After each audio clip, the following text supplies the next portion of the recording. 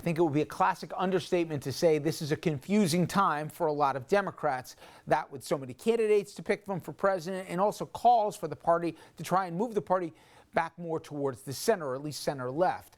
Meanwhile, there's a whole group of people who are pushing the party to do a major leftward push. But what is the view from a Democrat who spent 12 years on Capitol Hill in Congress? Tim Bishop, he represented New York's 1st District, that's the eastern end of Long Island, from 2003 to 2015.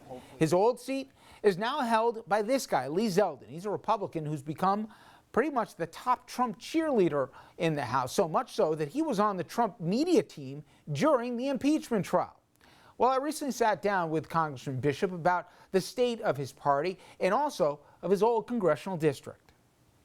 You know, I find it interesting who is speaking out and who is not only keeping quiet but defending the president. You have the former chief of staff of this president, General Kelly, saying, among other things here, that Vindman did exactly what he was taught to do. He was taught if he heard something that was an illegal order to come forward to it. Forget about being drummed out. He should be respected for his service. While he condemns the service of Eddie Gallagher, that Navy SEAL who allegedly committed war crimes, the president got involved and said the president had no business being there. He also said that the media needs to be kept free and fair, and it's not an enemy of the people. And I contrast that to the person who followed you into your district. And obviously you represented your district for a while here. But Lee Zeldin, it's not that I'm beating up on him because he followed you into the seat here, but you represented the same population he did. He says, among other things about Vindman, he couldn't be trusted. He needed to be removed. He called Devin Nunes, who's the biggest hack I know of, a warrior for the truth, and Mitt Romney, just somebody that was trying to settle scores and not patriotic at all with what he did. And more than that, he called the impeachment a clown car, a charade, etc. My point is, you both represented the same people. Is this what your district believes now, or is he representing a tiny fraction because he's got to go along to get along with the party line? I don't know how tiny the fraction is. I would like to think that Congressman Zeldin is not speaking for the entire district when he says the really extreme and in many cases unwarranted things that he says.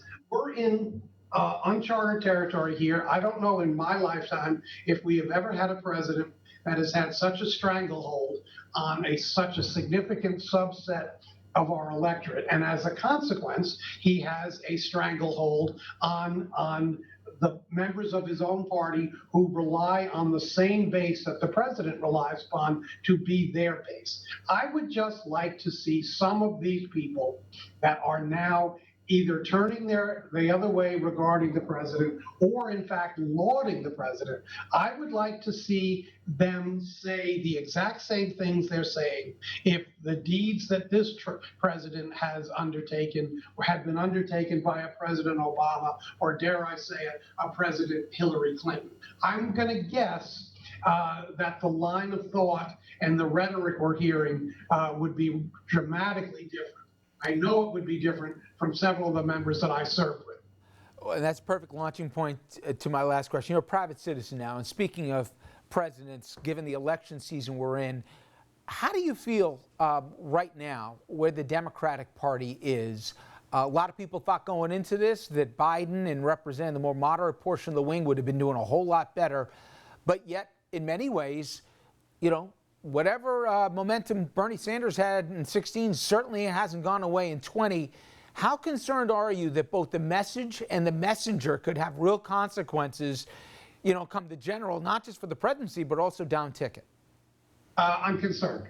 I don't think the majority of the Democratic electorate is, has the same political views that Senator Sanders has. If you aggregate, if you will, the so-called moderate vote in the two primaries we have thus far versus the so-called far left vote, then I would suggest that the moderate vote is outpolling the more progressive vote. There's still an awful lot of sorting out to do. We've been through two states. Neither of those states are representative of the country at large, and certainly neither of those two states are representative of what might be considered the core Democratic Party. So we have a long way to go. We'll know more after Nevada. We'll know more after South Carolina, and then God knows we'll know more after Super Tuesday. I mean, clearly, Senator Sanders has consolidated let's call it the progressive vote between he and Senator Warren. But we still have Buttigieg, we still have Klobuchar, we still have Biden, who are dividing up the moderate vote. And let's see what happens when the race moves on to states where the electorate is more reflective of the Democratic Party writ large.